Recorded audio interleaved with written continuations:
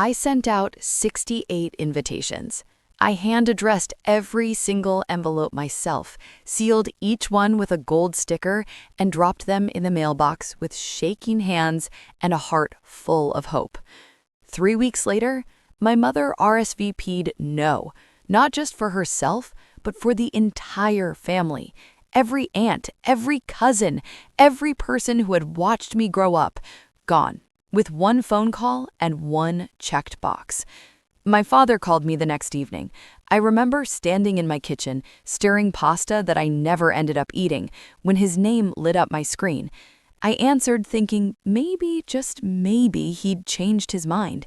Instead, his first words were, "We won't walk you down the aisle to that electrician." Not Marcus's name, not your fiancé, just that electrician. Like the man I loved was nothing more than a job title, like a trade made him less of a human being.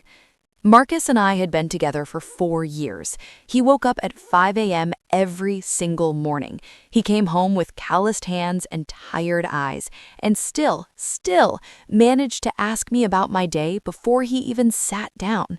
He never missed a bill. He never raised his voice. He saved for our future like it was the only thing that mattered to him. And to my parents, none of that counted, because he didn't wear a suit to work, because he didn't have a college degree hanging on a wall, because he worked with his hands instead of behind a desk, and in their eyes, that made him beneath us. I begged my mother to reconsider. I called her 4 times over 2 weeks. I wrote her a letter, an actual handwritten letter, telling her what Marcus meant to me, what our life looked like, what I was afraid of losing if she didn't come. She never wrote back. She called once, briefly, and said, "You're making a mistake, Brandi. When you realize it, we'll be here." And then she hung up. The morning of my wedding, I woke up alone in a hotel room. My bridesmaids helped me get ready, and they were wonderful, they really were.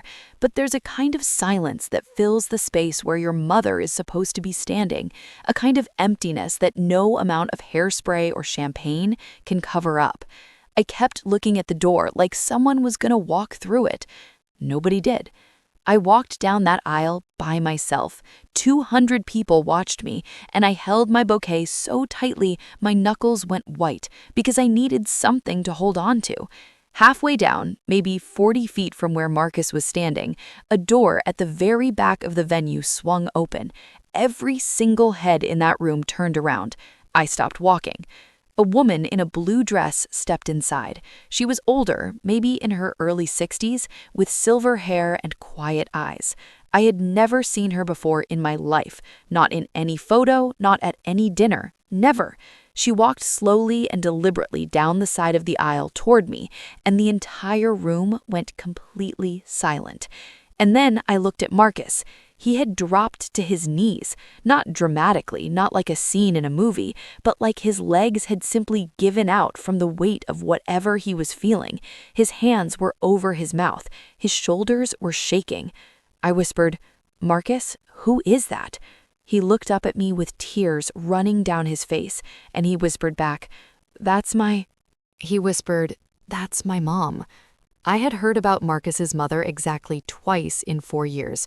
Both times briefly, both times with a kind of pain in his voice that told me not to push.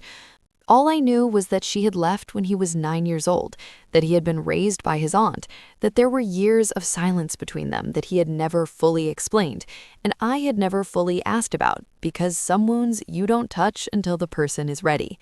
But she was here.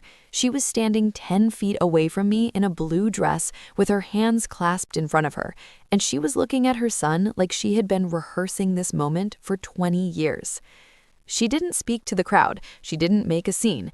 She simply walked up to me, a woman she had never met, and she took my free hand in both of hers and said, "I raised him wrong by leaving, but he became everything right without me. Please take care of each other." Then she stepped back and sat down in the very last row, alone, like she hadn't earned a front seat yet and she knew it.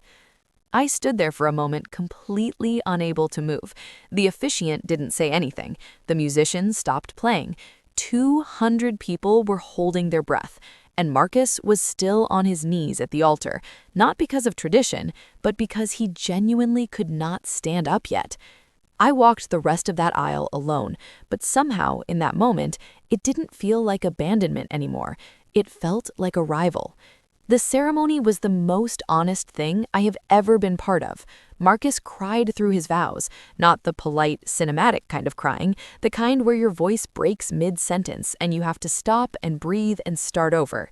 He looked at me and said, "I know what it feels like to have people decide you're not worth showing up for. I will spend every day of my life making sure you never feel that." Someone in the third row audibly gasped. 3 of my bridesmaids were openly sobbing. A guest, a college friend of Marcus's, had been recording on his phone from the moment the back door opened. He captured the woman in the blue dress. He captured Marcus on his knees. He captured the vows. He posted it that night with a simple caption, "This is what love actually looks like." By morning, it had been shared 40,000 times. By the end of the week, it had been viewed by millions of people across 6 countries. Strangers were leaving comments saying it made them call their estranged siblings, that it made them reconsider their own grudges, that they watched it 3 times and cried each time. My parents saw it. I know because my aunt texted me 4 days after the wedding and said my mother had watched the video without knowing it was me, and when she realized, she sat down and didn't speak for an hour. She has not called me yet. Maybe she will. Maybe she won't. I spent a long time waiting for an apology that might never come, and I've had to make peace with the possibility that some people love you conditionally, and that their conditions say everything about them and nothing about your worth. Marcus's mother stayed for the reception. She and Marcus spoke for almost 2 hours in a corner of the room. I don't know what was said. I didn't ask. Some conversations belong only to the people having them. What I know is this. My husband showed up. His mother showed up. 200 strangers showed up in the comments of a video telling us our love was worth something. And sometimes the family that chooses you is louder than the one that walks away. I walked down that aisle alone, but I have never once felt more supported in my life.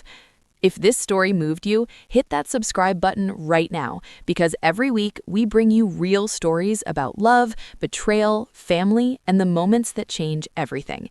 You don't want to miss what's coming next.